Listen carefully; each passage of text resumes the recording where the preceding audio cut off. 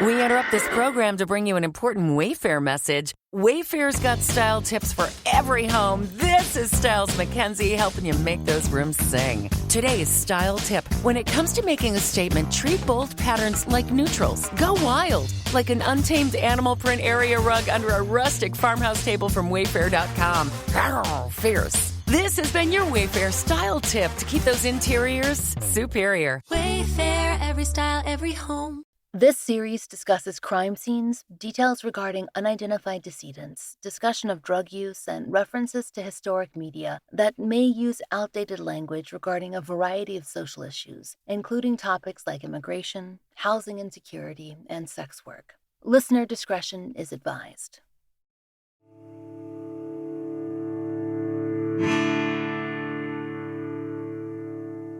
This is The Fall Line. Over the past few years, we've brought you to Tennessee as often as we have to Georgia, our home state, to Nashville, and to Davidson County. In our time covering 4 cases from different eras, the earliest dating back to the 1970s, you've heard us talk about Nashville, past and present, from a variety of different angles. There was the disappearance on the edges of a nationally recognized music festival, the unsolved homicides from the 1990s that reflected a period when Nashville saw some of its highest rates of violence. We've covered 2 unidentified women, including one whose remains cannot be recovered because she's buried in a cemetery where the markers were removed. This season, we're bringing you the most extensive coverage of Nashville cases that we've ever taken on, and to do it, we're going to need to get a lot more specific. Get down to neighborhoods, streets, and moments in time. These cases stretch over decades, and some occurred in areas that look wholly different now. Buildings torn down, roads reimagined. Maybe a lifelong Nashville resident would recognize a description of a long-gone building. Actually, we're counting on that. We need that help. In some of the other unresolved cases, they're as recent as this year. The 22 files we started with this season, classified as unidentified decedents, or John and Jane Does, are all unique. Some are a few pages long, others are full of incredible detail. A few are well on their way to being solved via forensic investigative genetic genealogy. In others, your help is vital because the victims' remains are no longer available, and the help of the public is our best bet at reconnecting these individuals with their identities. In one case, surprising answers came during our research, due to consultation with an expert. But in nearly every other case we will discuss this season, you have a vital part to play. Whether you're a Tennessee resident or not, we need you to circulate possible names, forensic art, even renderings of victims' jewelry, to share regions and surnames of relatives that are needed for genealogical target testing. The information is there, sometimes in abundance, and sometimes not. But that is the thing about a cold case that's never been widely circulated. The right piece of information just has to reach one person, the person with their own piece of knowledge that fills in the blanks to help close a case. So, that is our shared project this season, to work together. Because if there's one thing we've learned making this show, it's that social media, used well, is the great equalizer in cold cases. We've seen that for ourselves. So, maybe you can make that your goal. Help us reach that one person this season. And as you'll see in later episodes, sometimes the information really is just waiting out there. We've organized the cases this season into episodes focused on themes, and we're beginning with 2 of the most recent cases we received from Metro Nashville Police. They're the cases of 2 women whose remains were discovered on opposite sides of the city, east and west, about 5 years apart.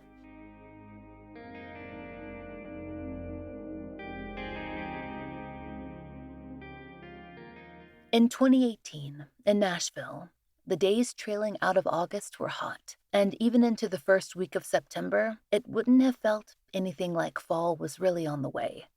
In northwest Nashville, on a quiet road, county crews mowed the grass as they usually did, around the 1st of September. Apparently, nothing was amiss when they came through, And based on the layout of the road from the photos published in the papers, it seems likely that they would have noticed if there was something wrong. That is one clear marker in time for trying to pinpoint when someone drove down Sulphur Creek Drive. Certainly, someone who did not want to be noticed. Because, at some point, a young woman's body was placed 4 or 5 feet off that road, in what police describe as a ditch or a culvert.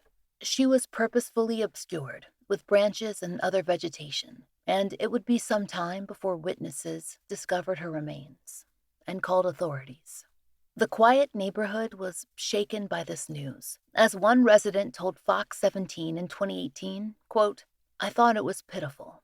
It was sad. It was a precious person whose life was ripped away as a piece of trash on the side of the road. I'm sad for this lady. A person's life has been taken. She's gone, and nobody can do anything about it, except try and find out more about her." The victim, who's best known now as the Vandy Jane Doe, was discovered on Saturday, September 18th, 2018, along Sulphur Creek Road in northwest Davidson County.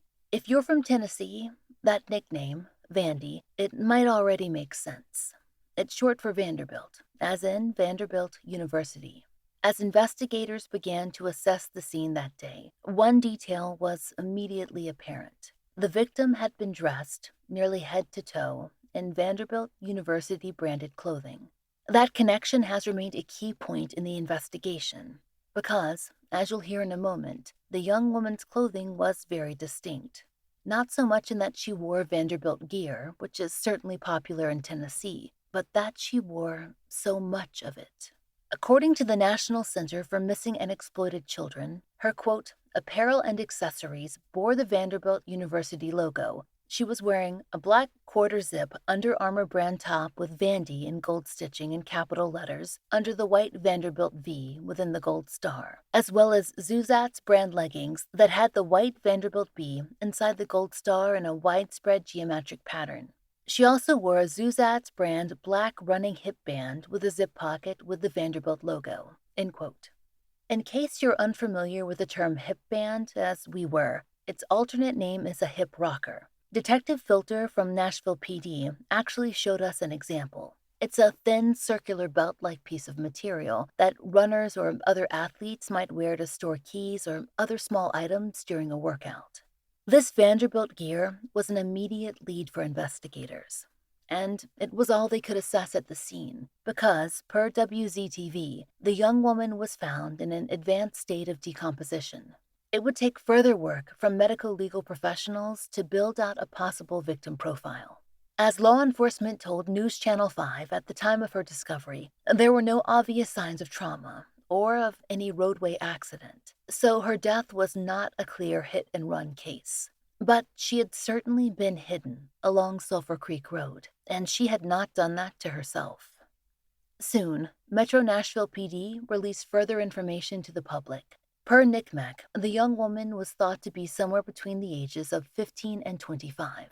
She was also described as Black and/or possibly Hispanic or Latino, and between 5 feet and 5 foot 5 inches tall. There was a presence of drugs in her system, which could indicate a possible overdose, but again, her body was hidden. So, someone else was involved, at least after her passing. In addition to her Vanderbilt-branded clothing, she was also noted as wearing a black and green leopard print sports bra, a black undershirt, and a white metal rope-style necklace that NCMEC notes was the From the Heart brand. There was evidence that this necklace had had a charm at some point, but it was missing at the time that she was discovered. So, Vandy Jane Doe, she may have been a teenager. From all appearances, a possible student. Per News Channel 5, MNPD had begun to review missing persons reports as soon as she was discovered, and there were so many details. It seemed, at least initially, that her identity would soon be discovered. But that didn't happen. Brooke and I both spoke with Detective Matthew Filter regarding the cases that we're covering this season, to make sure we talked about both the areas of Nashville we're discussing this season and the details of the cases. So, as you're listening to interviews, you'll hear us both speak at various points. And though we're certainly close to Tennessee down here in Georgia, We don't know as much about Vanderbilt University and its student body as a local might, and how prevalent the branded merchandise for the university is. So, Detective Filter provided us with background on the school and a lot more. Vanderbilt is a major university that has been in Nashville for about 150 years. They have a student body of about 14,000 students and offer degree programs in just about everything you can think of. Besides the school, Vanderbilt also has a hospital, which is one of the biggest hospitals in the Middle Tennessee area and is a level 1 trauma center. Between the school and the hospital, Vanderbilt employs thousands of people. So Vanderbilt is also a NCAA Division I school in the SEC. So when you take into consideration the number of students, including alumni, staff, and the university being in a city of almost 700,000 people, that is going to create a lot of fans, which is going to result in Vanderbilt clothing being seen regularly. Although not as prominent as University of Tennessee clothing, Vanderbilt merchandise is sold in several stores, including various sites online. Very common for someone that doesn't have any direct ties to Vanderbilt to just be a fan of the Vanderbilt Commodores. So, does the department believe that she could have been a student? Based on her estimated age range, she very easily could be a student. However, we requested Vanderbilt check their student roster to see if by chance a registered student never showed or quit attending classes shortly after the start of the school year. They couldn't find anyone fitting that pattern, and they did not have any staff missing that they were aware of. If she wasn't a student, she could have been a Vanderbilt fan or maybe had a friend or family member that attended or worked at Vanderbilt. One possibility, too, is the Vice Lord Street Gang has been known to wear Vanderbilt clothing because of the V logo, but we don't have any information to connect her to Vice Lord activity.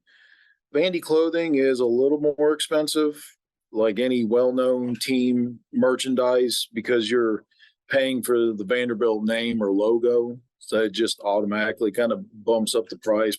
Considering she was wearing all athletic type clothing, one might infer that she was an athlete or at least liked to work out. But when you see clothing styles continually get more casual, it's not uncommon for people to wear athletic style clothing for its comfort factor. So I know that you and Brooke talked a lot about Vanderbilt University for our friends who are not from Tennessee. Do you think that the fact that she was wearing Vanderbilt clothing is necessarily an indication that she was from Tennessee or a current Tennessee resident? Or should we be more broad in our thinking? There are a lot of ways that someone can come to obtain clothing, after all, particularly if they receive it secondhand or borrow it. I never want to eliminate any possibilities until I have conclusive evidence. So anyone that fits the description should be considered a possible match until ruled out by scientific or other means. Of course, Vanderbilt clothing points to Tennessee ties, but friends share clothing. People buy gear of their favorite universities and teams, and nearly every young person I know loves thrifting. So, as the detective says, everything should be considered, and you should not rule out a missing person who matches Vandy Doe's description, but is known to have lived outside Tennessee. People do travel. Authorities still don't know why she was found in the area where she was. Locals confirmed that they did not recognize the forensic art prepared by NCMEC, which you can find on our social media. We asked Detective Filter to provide us more detail regarding the location so listeners could better understand. The area she was found is not a high traffic area. Sulphur Creek is a country road, and only single family residences with acreage are on this road. The only people that would normally use this road would be locals using it as a shortcut to get from Old Hickory Boulevard to Eaton's Creek Road and vice versa. There is nothing on this road to draw people to it. So, really fairly isolated. Really, the only legitimate reason to be on this road would be if you actually lived on it or if you were using it as a shortcut. But even when you look at a map, using it as a shortcut isn't really much of a shortcut unless you're going to a location that's at the end of the road somewhere. That could speak to the fact that, as authorities told multiple news outlets back in 2018, they believe that Vandy Jane Doe had been dumped in the area. Her case is being investigated as a homicide with Metro Nashville, and I asked Detective Filter why that's the best approach in situations such as these, where the cause of death is not determined, but there's clear evidence of human involvement after the victim's death. But, as he told us, that's not the only circumstance where homicide is the best designation. Although the Vandy Jane Doe's cause of death and manner of death could not be determined, her death is being investigated as a homicide. Can you explain why it's best to take that approach in this case? Every death investigation should be approached as a homicide. The reason for this is sometimes the manner of death is not obvious, or the scene could be staged to make the death appear as something else, such as an accident or suicide, or in some cases, even a natural death rather than a homicide. If the scene is not properly investigated and it is later determined the death is a homicide, potential evidence may be lost, and that could mean the difference between solving the case or the case going cold.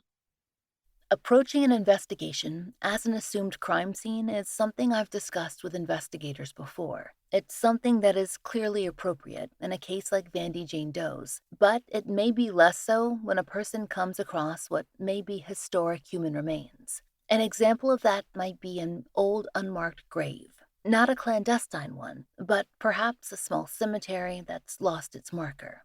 It's an issue that forensic anthropologists deal with all the time, the forensic cases versus the historic cases. But for law enforcement, coming upon a death investigation, as Detective Filter said, whether it seems to be an accident, suicide, or unclear based on the circumstance, the best practice there is to maintain as much evidence as possible by treating it as a homicide. Not only does that retain evidence, but in the event that a case goes cold, hopefully, future detectives will have the maximum available information from which to work. So here's the thing with homemade meals. Eating them is great, but all the chopping and measuring and cleanup, not so much. With new one-pan assemble and bake meals from Blue Apron, you get all the flavor of homemade meals with a fraction of the work. Just assemble the pre-chopped ingredients, bake in the oven, and enjoy. Shop, assemble, and bake at blueapron.com. Get 50% off your first 2 orders with code APRON50. Terms and conditions apply. Visit blueapron.com/terms for more.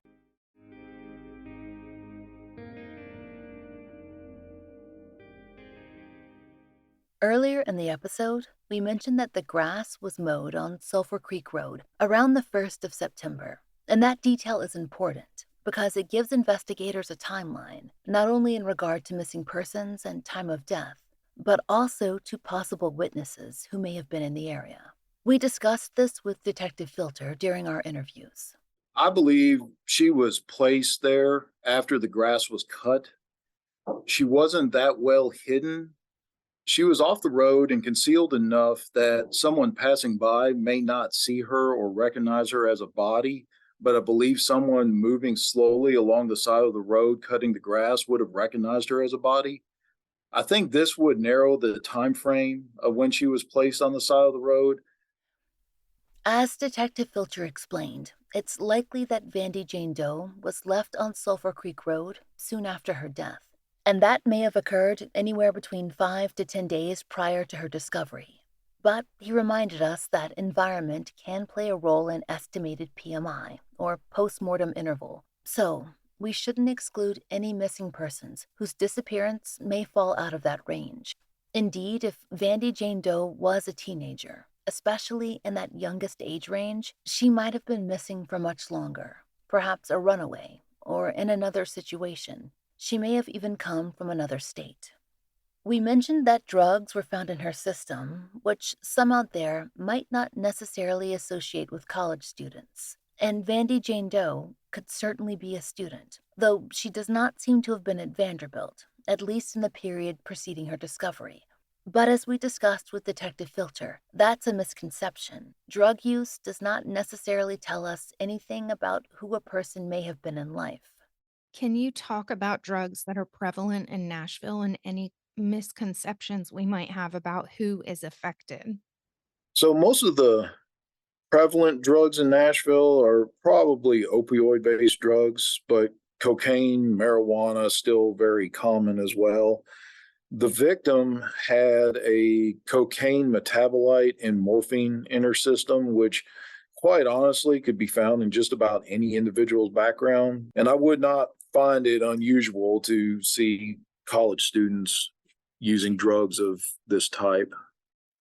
In many of the Doe cases that we cover, there's little press to review, often a single short article. But Vandy Jane Doe has been covered by local media a number of times, and NCMEC has made her case a focus as well. In addition to preparing forensic art, they've shared her description widely on social media and through their official channels, which are a powerful force. NCMEC takes an unidentified person's case much farther than it might otherwise go. And because of that, tips have come in. NCMEC has been able to rule out a number of possible matches in Vandy Jane Doe's case. But so far, the right person has not been found. Though her DNA samples were collected, that was one of the ways that comparisons were made. It was not the kind of SNP DNA profile that we've discussed in the podcast before. That's the type of profile that's needed for forensic investigative genetic genealogy. And for that reason, Metro Nashville PD made the decision to exhume the Vandy Jane Doe. According to WKRN, that decision came in the fall of 2022, a little over 4 years after she was discovered. At the time, Detective Filter told the news station that they rarely were faced with such a long-standing Doe case of these parameters, a young person found relatively soon after death. He noted that it was unusual that they hadn't yet found a matching missing persons report. Quote, "Nobody is looking for this person, and that's just what makes this case set apart from some of the other ones." It is possible, though, that someone is out there looking, but that a formal report hasn't been filed. In fact, we think it's likely that friends or other loved ones are. Sometimes, the people who are closest to a person don't even know that they can file a report because they aren't family, especially if the missing person is young or if their friends are afraid of some complicating factors in their own lives, often legal problems. That's why the step of forensic investigative genetic genealogy is so important in Vandy Jane Doe's case. Metro Nashville needs to find connections that have just not surfaced. Since October 2022, that process has progressed. A viable profile was developed, and Detective Filter tells us that genealogy work has begun. He was also able to give us a more precise ancestry estimation for Vandy Jane Doe, which may help match her with a missing person. A recent report that I received showed that she was almost 50-50 African and European, mostly Italian. And there were two names associated with her ancestry or very prominent with her ancestry, and that was Mangarelli and Hayes. The locations of the closest relatives they found so far are going to be Louisiana, Texas, and Georgia. Those are the most important leads so far, and they're the ones that we need you to concentrate on. That Vandy Jane Doe had family connections in Louisiana, Texas, and Georgia, and that the surnames Mangarelli and Hayes appear in her family tree. Her NCMEC art is posted on our social media, just as we did in the case of Leo Jane Doe. And just as we asked in the case of Leo Jane Doe, we need you to help share the specific information, especially if you live in one of those states. We hope that we can get these details out to people who recognize those last names and who will contact Metro Nashville PD with information. If you recognize those names or her description, there will be information at the end of our show, or you can find it right now in our show notes. Vandy Jane Doe's death investigation will not stop with her identification, but it is a vital step in finding out what happened to her.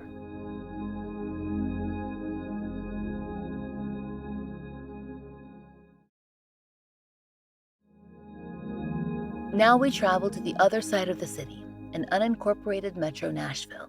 It's east of the city proper, and the Tennessean writes that the area was once a company town for the DuPont plant.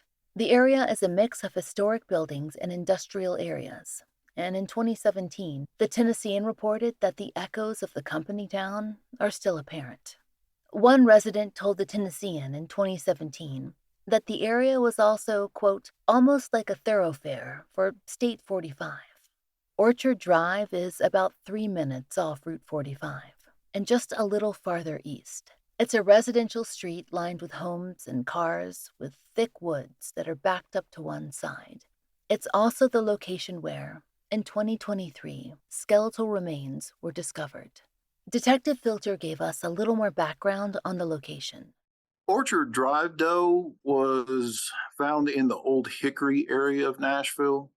This is predominantly an industrial area along the Cumberland River with a small neighborhood on the south side of the community. The location of the remains was on a road that went around the backside of several businesses.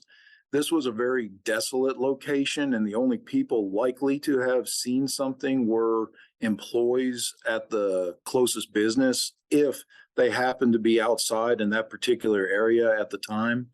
The remains were just a few feet into a wooded area and down an embankment. On January 5th, 2023, partial human remains were discovered by a local resident who called authorities, and medical legal investigators discovered, over a day's search, further skeletal remains in the area. Through Metro Nashville PD's investigation, it became apparent that at least one other person had reported possible bones in the area before, actually, several years before. But the investigators that were sent out then had been unable to locate them. The description of where the remains might be simply had not been specific enough. This time, though, they did pinpoint that area, and they spread out to search for any possible clues. They did not have any clear indication as to identity at the scene, but later examination would give them more to go on. Clothing found with the victim included black size 8 or 8.5 shoes, a size 14 Levi's guy fit low-rise jeans, and what's described as an extra-large green windbreaker jacket. Although the experts were not able to determine sex at the time of discovery, a later anthropological exam noted that the victim was a presumed adult female of European ancestry, white, likely between 25 and 35 years of age, and likely between the height of 5'1" and 5'8". So, these were the remains of another young woman, almost certainly an adult, but young, who seemed to have been hidden off a road in an out-of-the-way neighborhood in Nashville. Though she was found more than 4 years after Vandy Jane Doe, Orchard Drive Jane Doe had likely been missing as long, or even longer. That initial report of someone coming upon bones in the woods, it created a timeline. According to what Detective Filter told us, that initial tip they received came in 2016, though law enforcement was not able to verify its veracity then. The skull was originally found in January 2016, so I would estimate the decedent had been there since at least the summer of 2015 or earlier. With the lab saying the bones are highly degraded, it is possible the decedent had been there much longer. Neither the anthropologist nor the medical examiner gave an opinion on the length of time the decedent had been out there. Because Orchard Jane Doe was discovered after such a long interval as compared to Vandy Jane Doe, it's more difficult to ascertain how the scene may have appeared closer to the time of her death. For instance, what a witness would or would not notice. If her body was hidden, as in the case of Vandy Jane Doe. One consideration is that she was deeper in a wooded area, though it was still a populated area.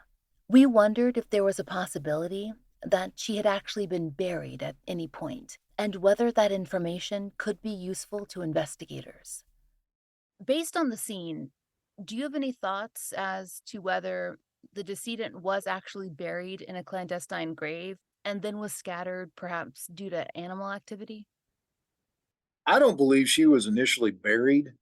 The remains were found approximately 50 yards from the roadway, across an open area at the edge of some woods, and just a few feet from the top of a steep ridge.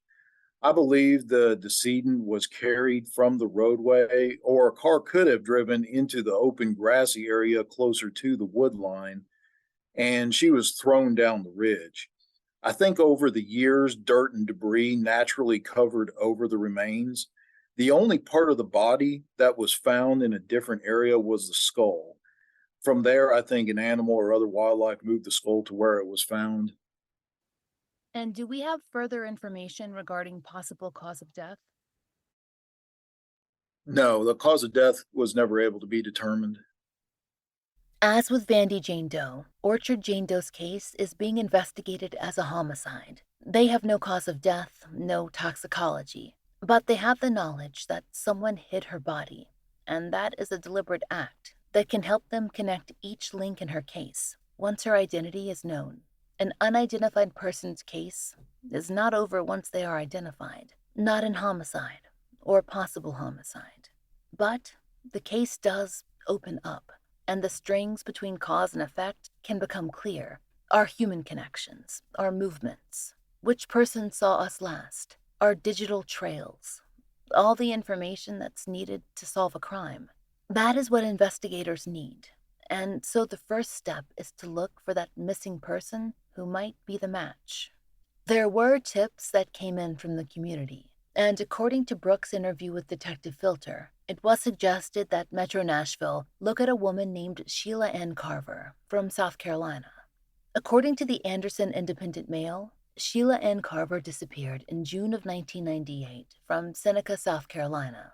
She was 33 years old at the time of her disappearance. Her family grew concerned when she was not in contact for Father's Day, which was out of character, and so they contacted authorities. Police discovered that though Sheila was missing from her home, her new car was parked right outside.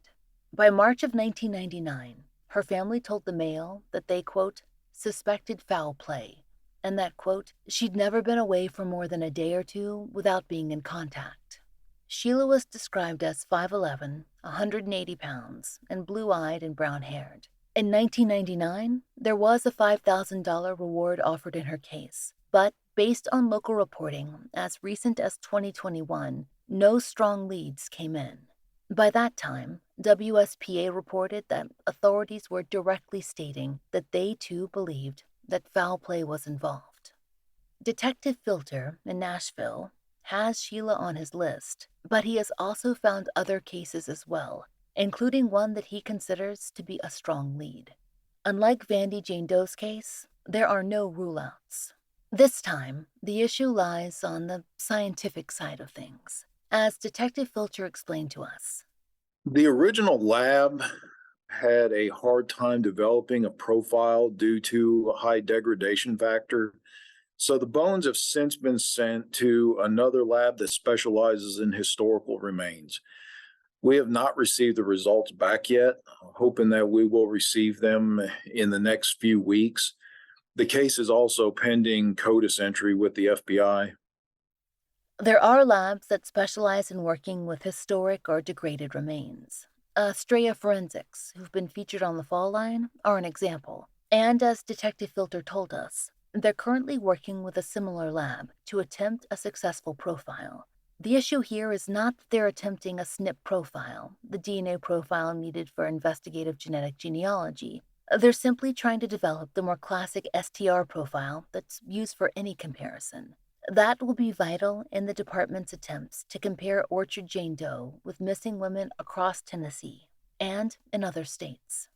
They are still actively seeking tips and leads in Orchard Jane Doe's case. Though there is no forensic art available, her clothing description, age range, and stature may be useful in encouraging leads. We have prepared a flyer with that information for you to post on social media. And if you have any possible match suggestions that you'd like to pass on to us to compile for MNPD, we'll absolutely do so. Or you can submit your possible matches to NamUs. We'll have a link to Orchard Jane Doe's NamUs profile in our show notes as well. These two cases are comparatively recent, and recent cases do have the best chances of being solved, though every case has that hope. But we do need you to help us now. So please, take a moment to listen to these descriptions again And visit our Instagram or Facebook account to get the shareable information for your social media. Again, getting these shares is vital.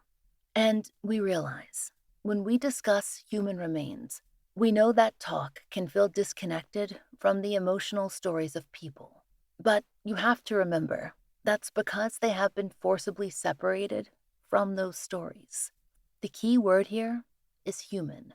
Their families and loved ones are out there, and they are waiting, and they are looking, and they need to know what happened to their loved ones.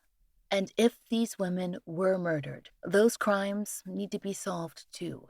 This is all about reconnecting threads. Any of us could become disconnected. Caring about an unidentified person's case is caring about a missing person's case. With that in mind, please listen to see if you recognize any of these details once more. The teenager or young woman known as Vandy Jane Doe was discovered in the Sulphur Creek Drive area of northwest Nashville on September 8, 2018. She may have been missing for a week or longer. She's described as a female of African and European ancestry, probably between 15 to 25 years old, and between 5 feet and 5'5". She wore a black Vanderbilt Under Armour pullover, black Vanderbilt print leggings, a hip band featuring the Vanderbilt logo, a black and green leopard print sports bra, black undershirt, and a white metal rope-style necklace. She has family connections in Louisiana, Texas, and Georgia, and the surnames Mangarelli and Hayes appear in her family tree. The woman known as Orchard Jane Doe was discovered on January 1st, 2023, but was likely in the woods behind Orchard Drive at least as early as 2016. And may have been missing for longer, even much longer. She was likely a female of European ancestry, probably 25 to 35 years of age, and between 5'1" and 5'8". But remember, stature is an estimate. Clothing found with the victim includes black size 8 or 8.5 shoes, size 14 Levi's, guy fit, low-rise jeans, and what's described as an extra-large green windbreaker jacket. If any of this sounds familiar to you, please reach out. Contact Detective Filter at Metro Nashville Police at 615-862-7803. You can also call Nashville Crime Stoppers at 615-74-CRIME or 27463. Callers remain anonymous and may qualify for a cash reward. Next time on The Fall Line, we continue our coverage of Nashville cold unidentified persons cases, this time focused on the John and Jane Does who may have been unhoused or experiencing housing insecurity at the time of their deaths. If you know of a case that should be covered on The Fall Line, there's a link to our case submission form in the show notes. Thank you for listening. The Fall Line is an independently produced show, and we appreciate listener support. It allows us to do research, obtain FOIAs, pay our content advisors, and support and donate to the causes we care about. And if you try out the products we advertise, please use our sponsor codes. It really helps. And take a moment to rate and review our show on your podcast app of choice.